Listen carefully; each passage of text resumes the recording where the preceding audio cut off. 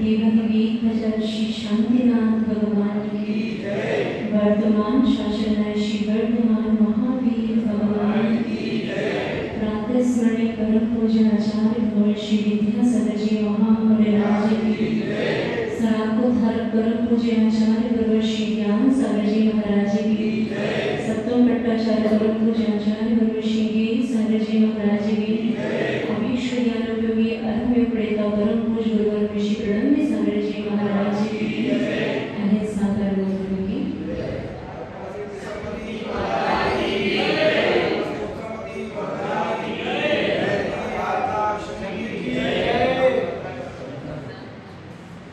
भगवान स्वामी की देशना को उनकी स्थिति के क्रम को अनवरत आगे बढ़ाते हुए काव्य नंबर 51 विमुक्त व्यक्ति में लाभक स्थिति उसे दोनों हाथों को जोड़ के भगवान महावीर स्वामी की वंदना करते हुए मन वचन काया की शुद्धि पूर्वक महाराष्ट्र पर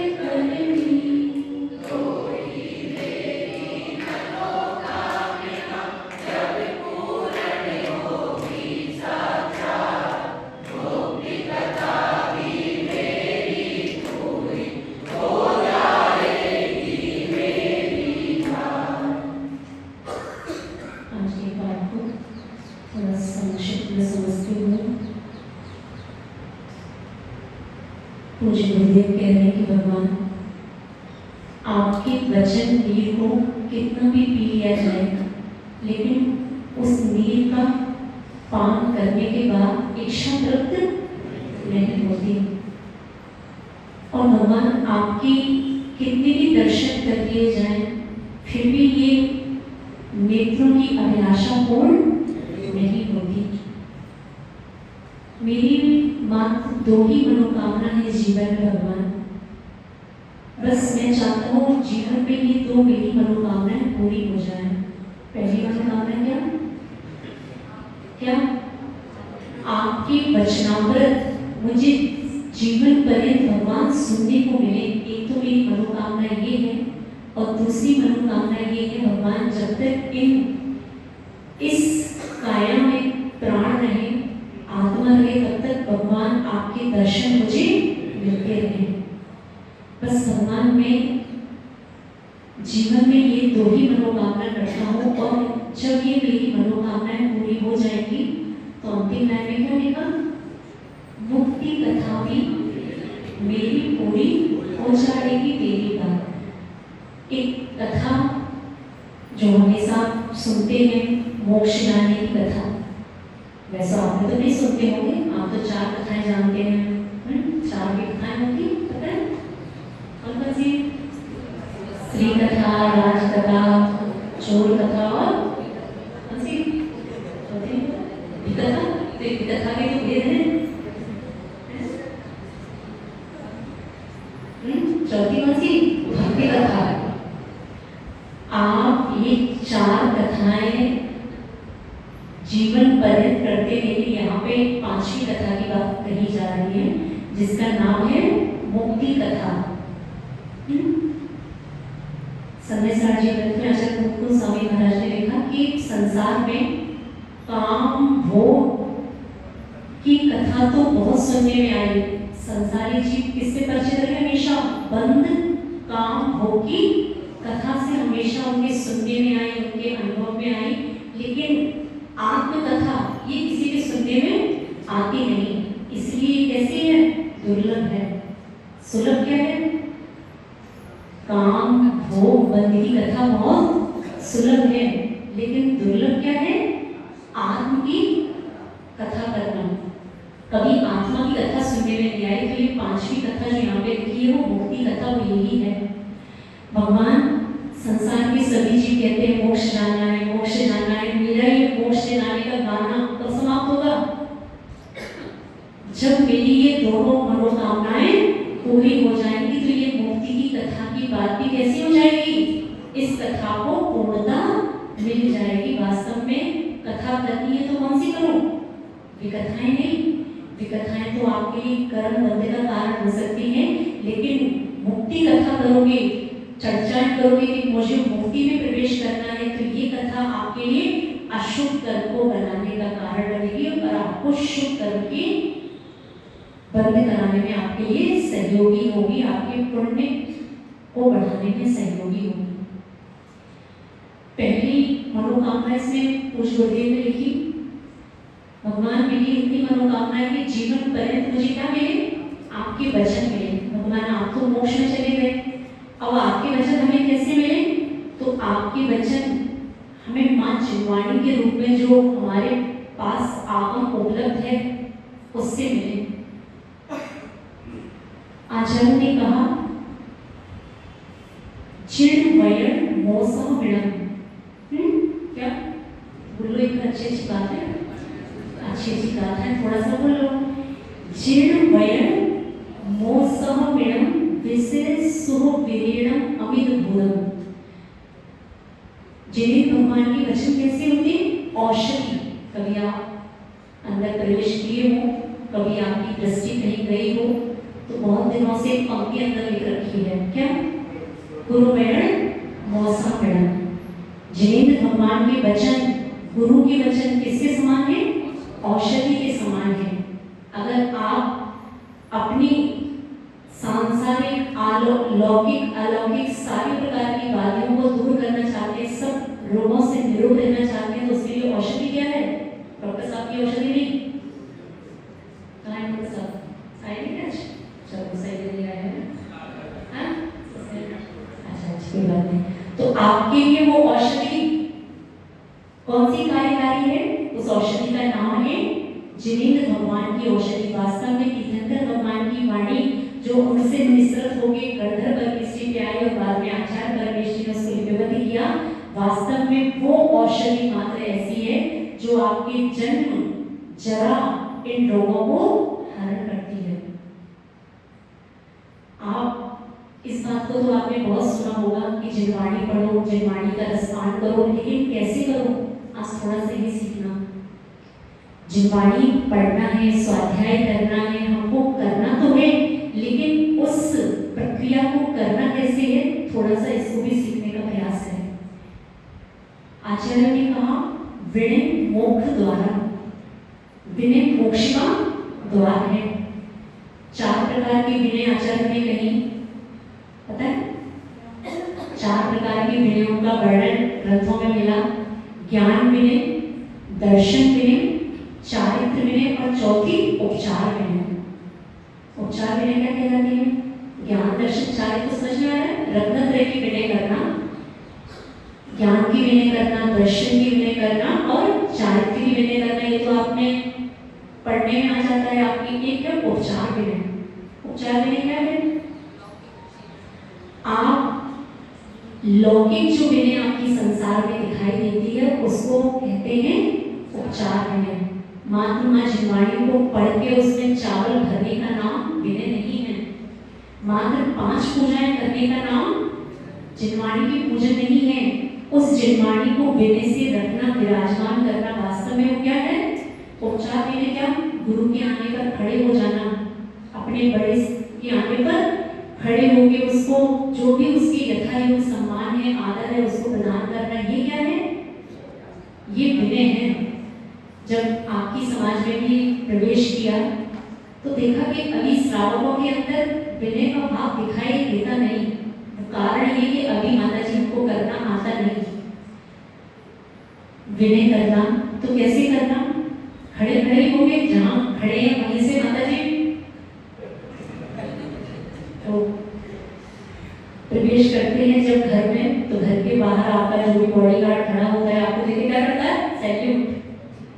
आपकी प्रक्रिया कुछ ऐसे ही होती थी जब हम यहाँ पर आए थे।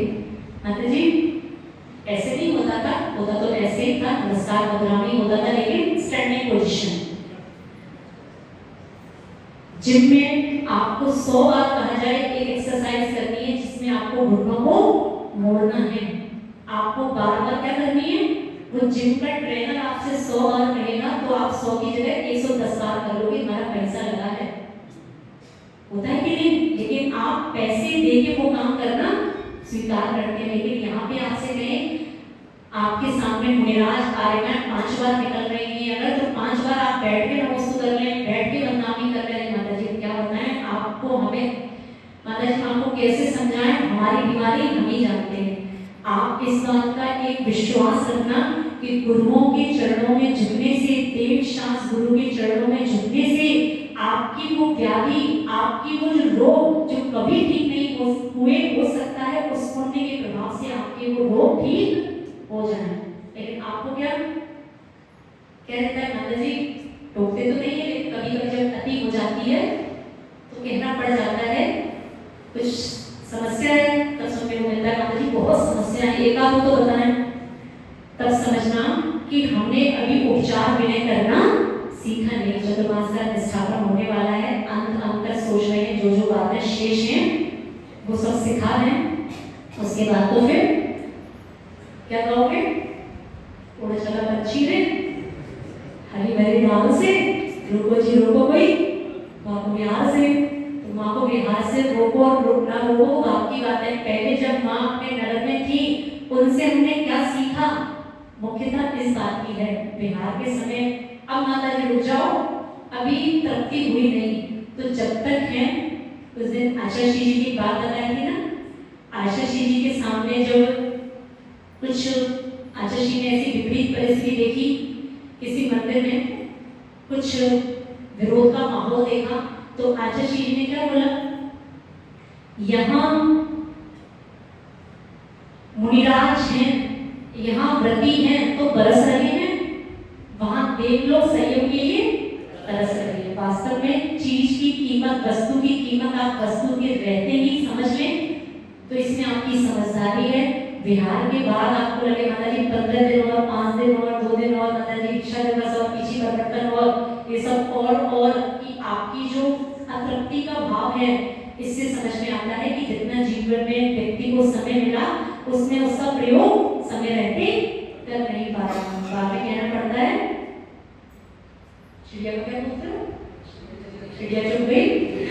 अब पछताए होगा जब चिड़िया चुप गई थी। तो ऐसा आपको ना करना पड़े, ऐसा आपके मन में अफसोस का भाव ना आए, इसके लिए क्या सीख लो, थोड़ी सी जो बातें दिन भर तो आते रही हूँ, दिवाली चल रही है, माता जी करवा चौथ की, परसों सुना विधान में क्यों नहीं थे, माता जी क्या थी, हाँ सारी उम्र की थोड़ी बढ़ानी है ना, कोई बात नहीं, अपने अपने व्यस्तताएं हैं, लेकिन समय रहते अगर गुरुओं की वाणी हमें आत्मसार होने का अवसर मिल जाए तो समझना हमारा चतुर्मास करना सार्थक हुआ। आगे के आशीर्वाद तो मिल गया है, बहुत अच्छी बात है, अपने लिए बहुत अच्छा है, लेकिन इसको ऐसा नहीं समझना कि हमसे ये कहा गया है, हमें ये आदेश मिला है कि हमें 1 महीने ही रहना है। हमसे ये कहा गया है कि दीक्षा दिवस के लिए नहीं आ जाना, मतलब दीक्षा दिवस यहाँ का कर लो, आदेश ये है, आदेश ये नहीं है, आगे ये नहीं है कि दीक्षा दिवस तक यही रहना है। आप सुनने में थोड़ी गलती करके आए हो, हमने अच्छे से सुन लिया है ना, अप्रत्यक्ष रूप में हम पहले ही आते हैं, लेकिन हमने अच्छे से सुना कि दीक्षा दिवस का कार्यक्रम आने के बाद की बहुत भावना है, तो वहीं पर कर लेना। बुढ़ाना से भी आपको ये आज्ञा मिली और जयपुर से भी आपको यही आज्ञा मिली, आपके सुनने में थोड़ा सा देर हुआ होगा, जितना मिला है उतनी तो संतुष्ट रहो, उतनी का तो पहले लाभ उठाओ। तो आचार्य ने क्या कहा, विनय मोक्ष द्वारा, मोक्ष का द्वार क्या है, विनय में। अगर आपको जीवन में कभी विनय करनी नहीं आई तो मोक्ष का द्वार भी आपके लिए अभी खुला। 16 कारण भावनाएं आप पढ़ते हैं, उसमें 16 भावनाएं पढ़ते हैं, आचार्य ने उसमें भी विनय को स्थान दिया। कौन से नंबर पे पता है कुछ, दर्शन की शुद्धि, विनय संपन्नता। दूसरे स्थान पे किसको रखा, सम्यक दर्शन के बाद अगर किसी भावना को प्रमुख स्थान दिया गया तो किसी और भावना को नहीं, त्याग, तपस्या, संयम सब कुछ बाद में, पहले क्या। आप सोच के देखिए विनय गुण कितना आवश्यक, विनय गुण का क्या महत्व, क्योंकि आचार्य ने सब कुछ बाद में रखा। सम्यक दर्शन के बाद सबसे पहले उन्होंने किसको रख दिया, 12 प्रकार के आपने तब पढ़े, 6 अंतर 6 बाहर, अंतरम तपों में भी कौन से नंबर में रखा, पता है कुछ माता जी, हम तो ये तक जानते हैं जो हमने परमेश्वर में बस उपवास और 3 तेला किए थे, हम तो एक बस वही जानते हैं। आचार्य ने 6 प्रकार के अंतरम तप कहे हैं और 6 प्रकार के बाह्य तप। उस अंतरम तप में दूसरे नंबर का तप है विनय तप, प्रायश्चित। पहला तप कौन सा, किसी को नहीं पता, 6 तपों में, अरे हाँ, प्रायश्चित, विनय, वैयाकृति, स्वाध्याय, विसर्ग, ध्यान, ये सब क्या है। इसमें भी आचार्य ने विनय को बिल्कुल पहले के समीप ही दूसरे के पास रखा। आप सोच के देखिए, अगर आप विनय गुण आपके जीवन में नहीं है तो अभी आपके मोक्ष द्वार की शुरुआत नहीं है, अभी वो मोक्ष आपसे बहुत दूर है।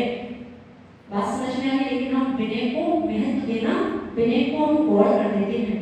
इतना विनय दो, माँ जिनवाणी को भी जब लेके आओ अपने सिर पे भगवान के साथ, देव जब भी जिनेंद्र भगवान की प्रतिमा आपको दिखे, आप क्या करें, साष्टांग नमस्कार नहीं कर पाए तो कम से कम मस्तक से उनके चरणों में सिर रख के क्या करें, नमोस्तु करें। जहां पर भी आपको मुनिराज दिखे, आचार्य दिखे, आर्यकार दिखे, आप क्या करें, आपको सिर झुका के हाथ जोड़ के उनके मस्तक, उनके चरणों पे अपना मस्तक रखे।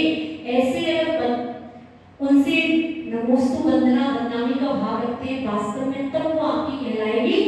अभी आपकी क्या चलती है आने में, स्टैंडिंग नमस्कार चलती है, स्वीकार तो करो, चलती है ना। ये आपकी अविनय है। आपको लगता होगा भले हमने विनय को बहुत विनय की, ओम ऋषि विनय तब धर्म का काम की करने से विनय को नहीं आता। विनय को कब आएगा जीवन में, जब आप किसी को विनय देना सीखें। सामने दीदियां बैठी हैं, तीनों दीदियां हमसे बड़ी हैं। हम जब मोक्ष मार्ग में प्रवेश हुआ 7 वर्ष 8 वर्ष पूर्व, सब दीदियां थी, कुछ नहीं जानते थे उस समय कि कैसे क्या करते हैं। वीडियो को देखा कि कैसे पानी को छानते हैं, कैसे बिलछानी करते हैं। जब वो पानी का प्रयोग कर लेते हैं तो उस थैली को वहीं पर उसकी जीवाणी नाली में पहुंचा के उस वस्त्र को सुखाते हैं। ये छोटी छोटी चीजें तब सीख पाई जब पहले क्या रखा, विनय का भाव। समझ में आ रहा है? अब दीक्षा हो गई, ऐसे नहीं कि हम सब हो गए, नहीं, दीक्षा भले ही हो गए, महारथों को भले ही धारण कर लिया, लेकिन 3 चीजों में फिर भी हमसे श्रेष्ठ हैं। पता है कौन कौन सी 3 चीजें? ज्ञान, हमारी उम्र तो मान छोटी सी है इनके सामने, ज्ञान दीदी लोगों का बहुत बहुत पुराना है, अच्छा स्वाध्याय है, तो ज्ञान में भी श्रेष्ठ है, उम्र में भी बड़ी है, श्रेष्ठ है, और अनुभव में भी श्रेष्ठ है। ये सब चीजें आप चाहते हैं अगर आपके जीवन में भी कुछ ज्ञान को प्रवेश करे, तो उससे पहले क्या करना, विनय करना। समझ में आ रहा है? अब ऐसा नहीं, आपके साथ तो कोई भी संयम का प्रवेश नहीं है, आपको तो सोचो आपके नगर में अगर कोई त्यागी खरीदी आया है तो आपको क्या करना, कैसे करना है, जजमेंट करके, है ना, ये चीज सीखो, जब सिखाई जाए तो सबको सीखो। जब कभी भी अपने समाज में व्यक्ति आते हैं तो जजमेंट से अभिवादन नहीं करते, उनका वंदना से अभिवादन करते हैं। समझ में आते हैं? जजमेंट किसके लिए बोलने में कहा, आपस में जो आप साधन भी जन है वो क्या बोले, जैसे सबके लिए एक टाइटल दिया, नमोस्तु आप साधुओं के लिए करें, आर्यमाओं के लिए बदनामी करें, ऐसे प्रतिगणों के लिए आप क्या करें, वंदना करें। आपको छोटी वाली दीदी ने कल से बेटे बोले कि माता जी दीदी क्या खाते हैं, बहुत सुंदर है। हाँ? तो दीदी संग में 2 दीदियां हैं जिनके कंठ, जिनको कोकिला कंठ कहते हैं। एक ब्रह्मचारी नेहा दीदी जिनकी दीक्षा हो गई और वर्तमान में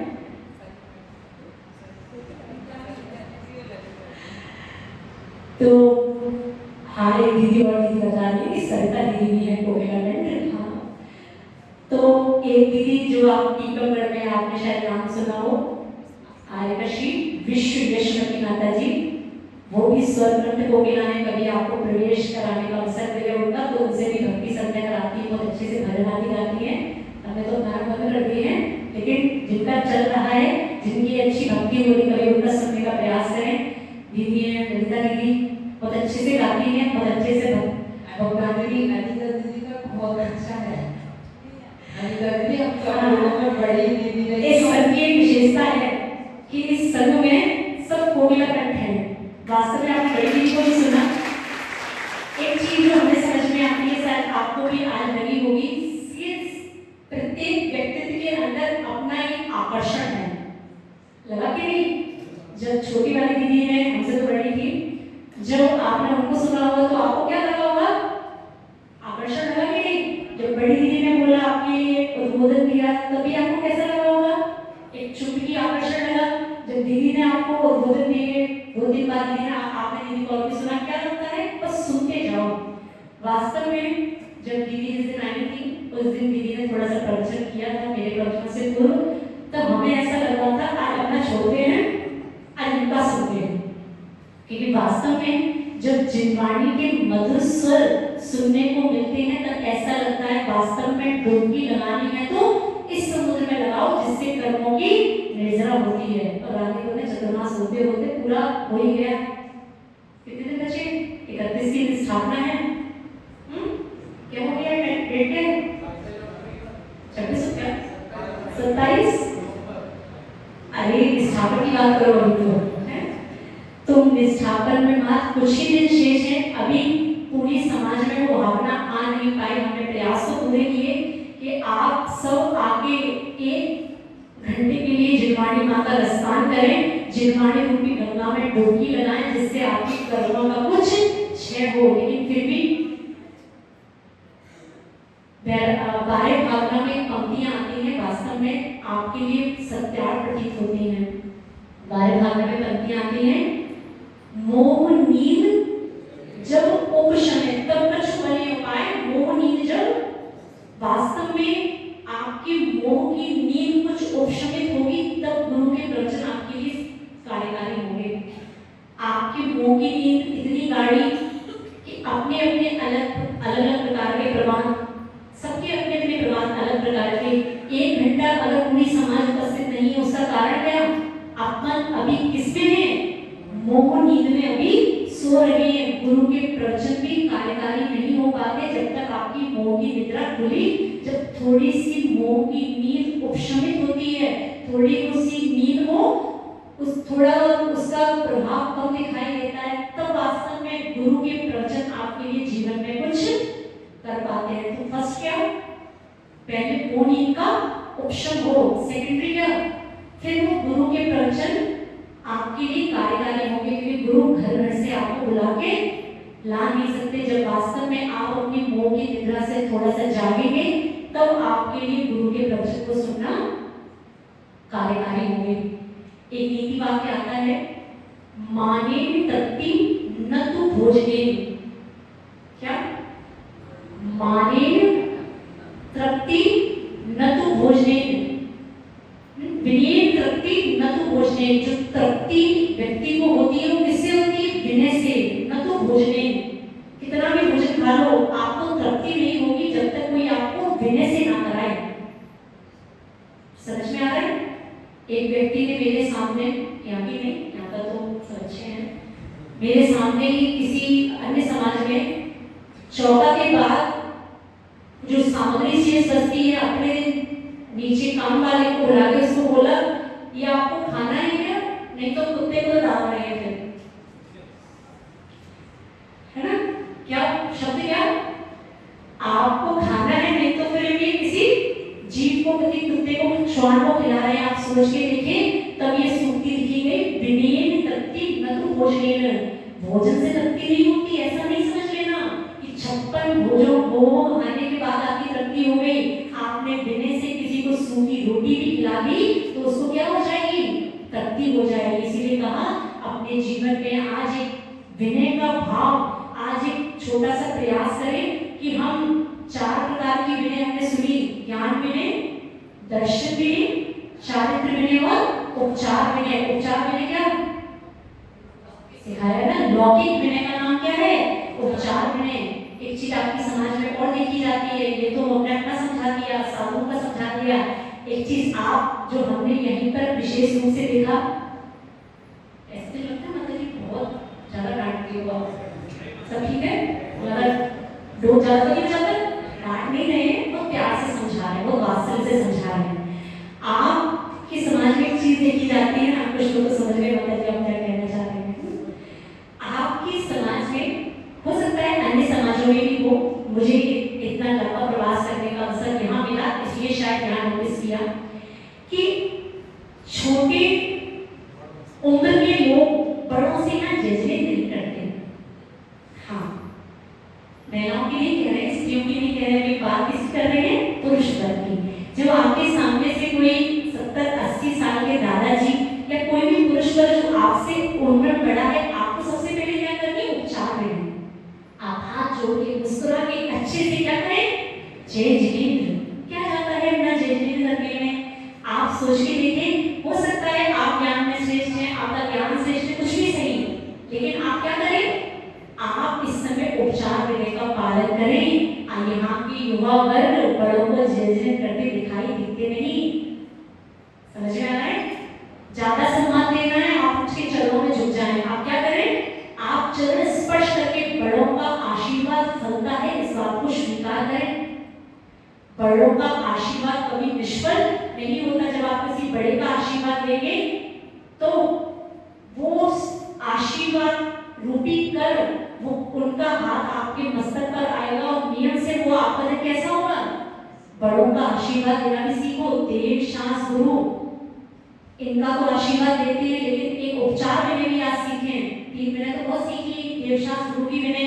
आज कौन सी विनय सीखी, कौन सी, उपचार विनय की। कोई अपने से बड़ा उम्र में है तो जय जय करना सीखें, गले मिलके कर लो।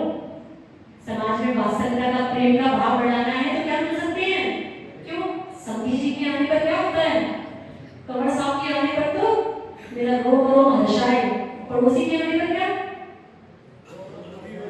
रो रो मारो दुखी हो जाए। ऐसा नहीं करना, ठीक है। तो छोटे लोग जो समाज में हैं, छोटे बच्चे हैं, छोटी बेटियां हैं, युवा वर्ग जो आयु में बड़ों से छोटा है, आप जब भी अपने से बड़ों को देखें जय जय करें, हंसते मुस्कुराते हुए प्रसन्न भाव के साथ चरणों को स्पर्श कर सकते हैं वो भी कर लें, लेकिन थोड़ी सी अपने जीवन में दर्शन ज्ञान चरित्र विनय के साथ उपचार विनय का पालन भी करेंगे तो वास्तव में आपके जीवन में एक आनंद का भाव आएगा। आप तो अपने परिवार के साथ रहते हैं, लेकिन जब संग में कोई अपने ही संगत लोग आते हैं तो लगता है वास्तव में आज हमारा परिवार पूर्ण हुआ। हाँ, आज वीडियो में आने तो छोटी वाली दीदी भी कह रही थी माता जी आज लग रहा है संग आज एकदम पूर्ण हुआ। और वास्तव में कल गुरु का आशीर्वाद भी मिला, आप लोगों को भी मिला बहुत अच्छे से। हाँ अच्छा, कल हाँ सब कुछ आपको आशीर्वाद मिला। आगे के जो भी है आपको जो भी जिस प्रकार की भी रूपरेखा बनानी है आप बना लेना, लेकिन मेरे ऊपर कोई ऑपरेशन नहीं है माता जी आप रुकी हुई है उसके बाद है ना, ठीक है। साधु की चर्या स्वाधीन हुई है और साधु की चर्या पराधीन भी है। साधु की आहारचर्या आपके अधीन है, लेकिन साधु की विहारचर्या स्वाधीन है, उसके अधीन है। ये इसके किसी का नियंत्रण नहीं है। अभी आपसे समझाया था कि दोपहर की क्लास हो चुकी है, 24 घंटे के बाद सब कुछ क्या हो गया। हमने आपसे कहा था आपके नगर में अभी दीदी है, कर्मकांड का अच्छा ज्ञान है, लेकिन आपसे कहा था कि अगर आपका भाव बने तो आप कुछ जिनको विशेष एक रुचि रहती है स्वाध्याय के प्रति तो वो लोग स्वाध्याय कर सकते हैं, लेकिन लगता है समाज में माता जी इतना है, पहले से इतना है, हम क्या बताएं आपको। तो ऐसा तो नहीं है या ऐसा ही है, नहीं है ना। तो फिर दोपहर आदि की बेला में मानते हैं शिविर पूर्ण हो गया है। अपने समाज में कोई व्यक्ति आता है, अगर हम उससे ज्ञान का लाभ ले सकते हैं अधिक से अधिक। अभी दीदी ने क्या बताया, माता जी का लाभ लेना, हमारा तो ले लिया, अब किसका लो। अब जितने दिन दीदी विराजमान है इनका सिर खाओ, हमारा तो खा लिया, ठीक है। तो महिलाएं बेटियां दिवाली का समय है, सब जानती हैं आपकी व्यस्तता है, लेकिन फिर भी मेरी ऐसी भावना थी कि आपके घर में कोई विद्वान आया है, हाँ तो उसका अच्छे से लाभ लें, उसके ज्ञान से अपने ज्ञान की क्षमता में थोड़ी सी वृद्धि करें, तब वास्तव में आपको भी आनंद आएगा और आपको भी अलग प्रकार के आनंद की अनुभूति होगी। तो आप अपने आनंद में प्रतिपल वृद्धि करें। समय बहुत हो गया, इसी भावना के साथ श्री वर्धमान महावीर भगवान की